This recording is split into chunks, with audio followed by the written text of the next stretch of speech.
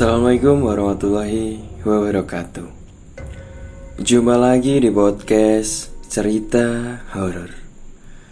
Pada kesempatan video kali ini, saya akan membawakan cerita baru dari Simple Man dengan judul Petok Mati Lan Bau Lawean. Sebelum memasuki ke cerita, jangan lupa subscribe, nyalakan lonceng notifikasi dan share video ini ke teman-teman kalian. Seperti apa ceritanya? Mari kita simak sama-sama. Ayo Duk, kowe iso, ayo, kata seorang wanita tua. Ia membungkuk sambil jemarinya menyentuh di antara kaki seorang wanita yang sedang meronta di atas dipan. Di luar hujan turun sejak sore tadi. Peluh membasahi kening si wanita tua.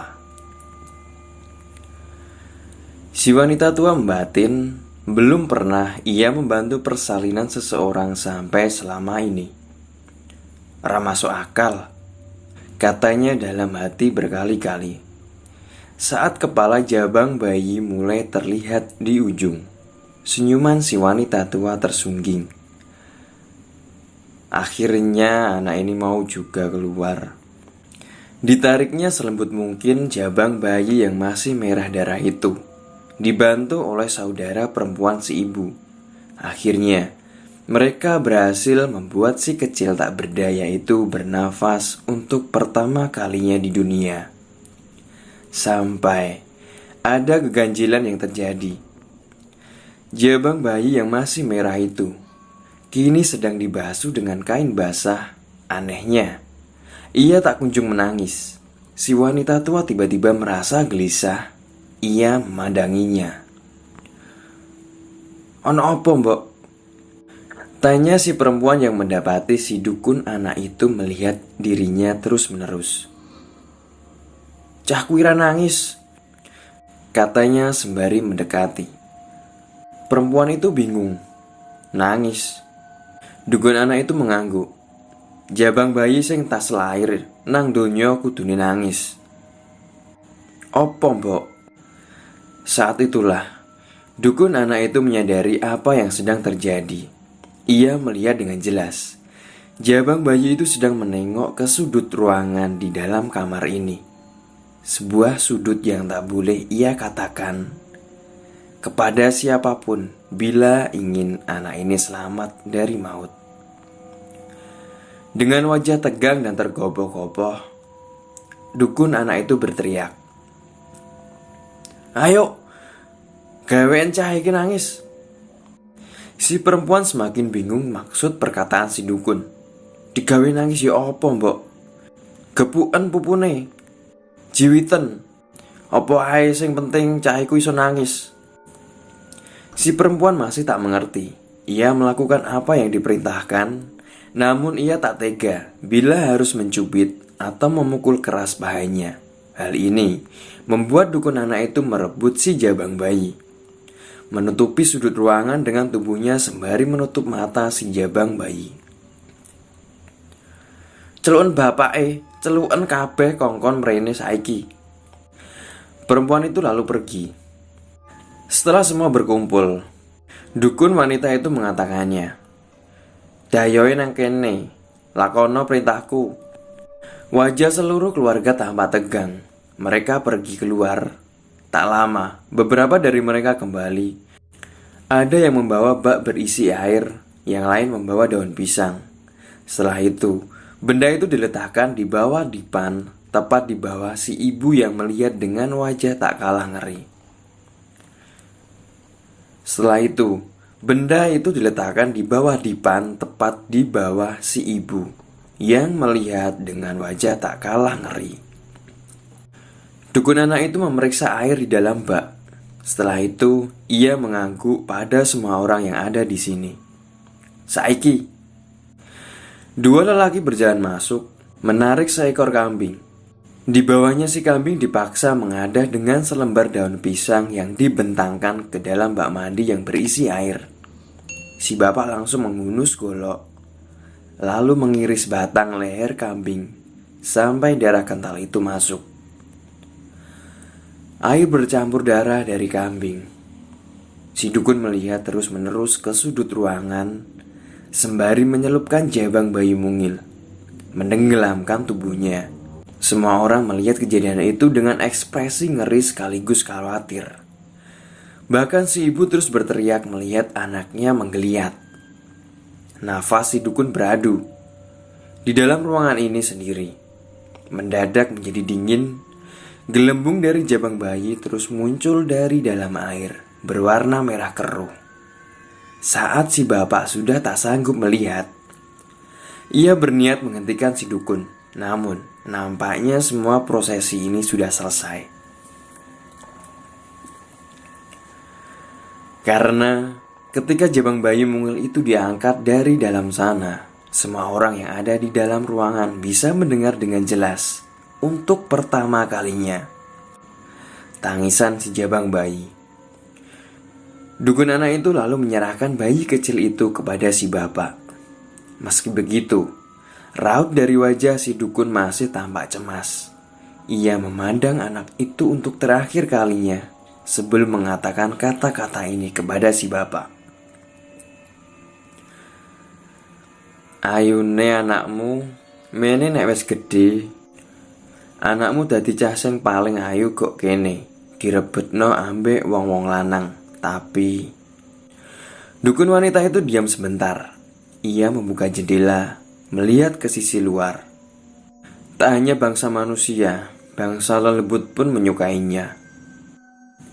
Waktu berlalu. Bayi mungil itu kini menjadi perempuan dewasa.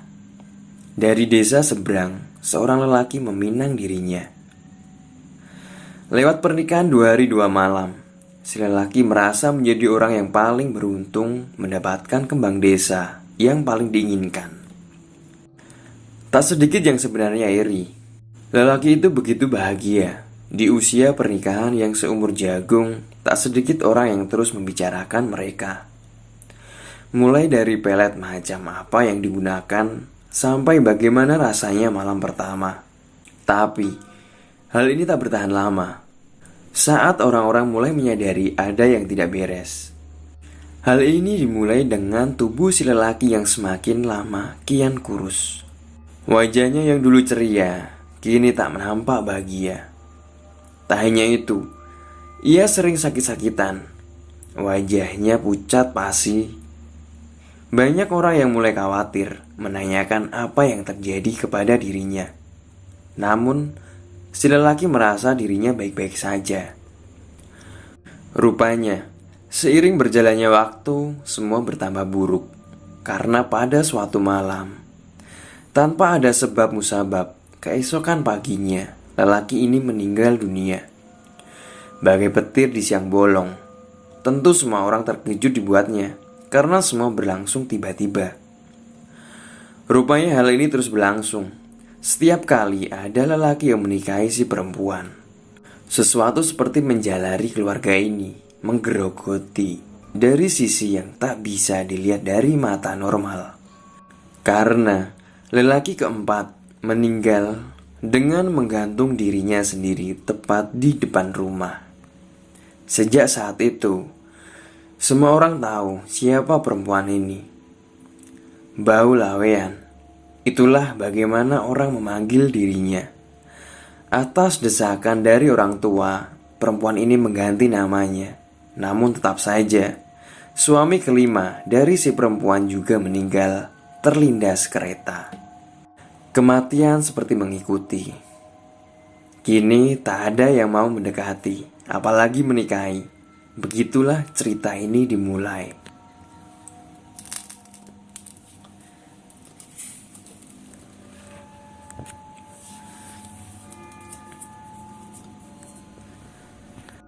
Cerita dari seorang bernama DM yang mengenal Mbak Pini sebagai ibu angkatnya bertemu dengan petuk mati.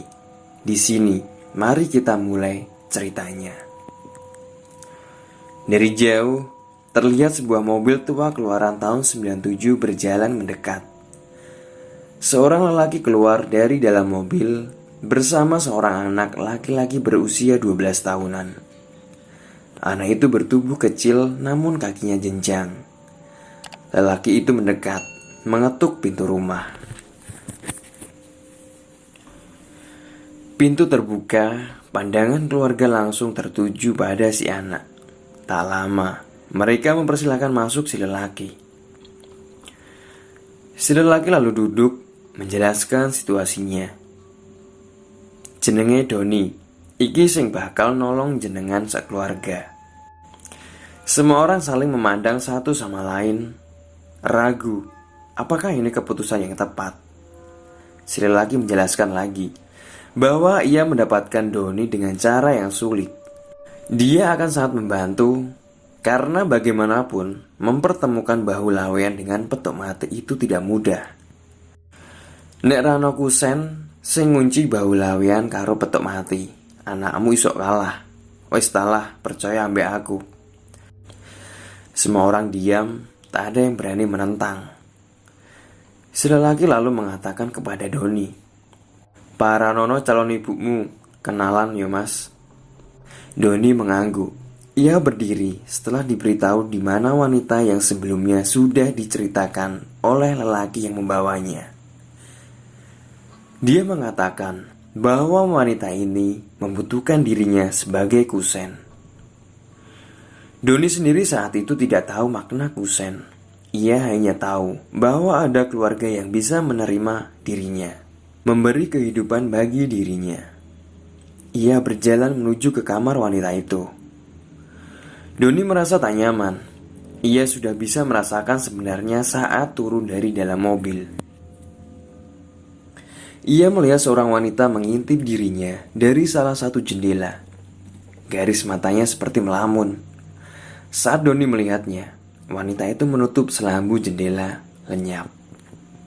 Suara langkah kakinya tak terdengar karena ia berjalan di atas ubin. Dari jauh sayup-sayup terdengar suara seperti kayu diketuk-ketuk.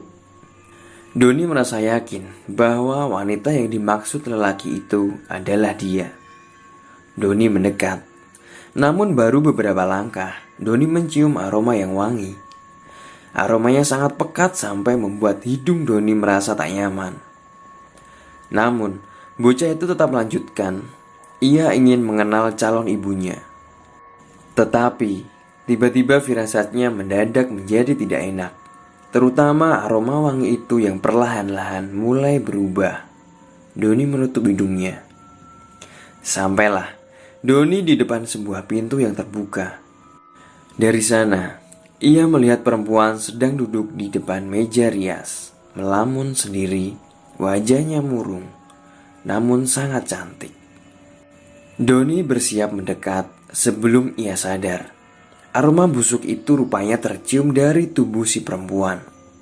Doni ingin memaksa dirinya mendekat, namun penciumannya tak sanggup menahan lagi. Sampai akhirnya, bocah itu memutahkan isi perutnya. Saat itulah, si perempuan menoleh. Ia tersenyum, menyeringai pada Doni. Anak itu lantas berlari pergi. Ketika sampai di tempat orang-orang, Doni ingin menjelaskan situasinya, namun si lelaki seperti sudah tahu apa yang ingin dikatakan. "Wes gak apa-apa mas, engkau awakmu tak awasi tekan adoh. Mek setahun tok kancanono ya, saken." Doni tak mengerti apa maksudnya menemani wanita ini. Sedangkan mencium bau badannya saja Doni tidak sanggup. Hal ini seolah-olah sudah diketahui semua. Si lelaki lalu berdiri.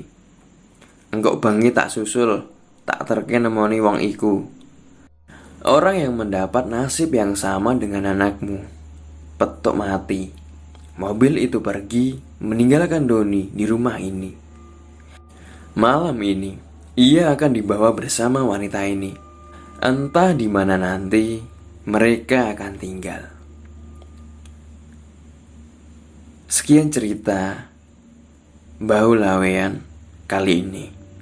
Kita sambung minggu depan. Jangan lupa subscribe, nyalakan lonceng notifikasi, dan share video ini ke teman-teman kalian. Sekian dari saya. Wassalamualaikum warahmatullahi wabarakatuh.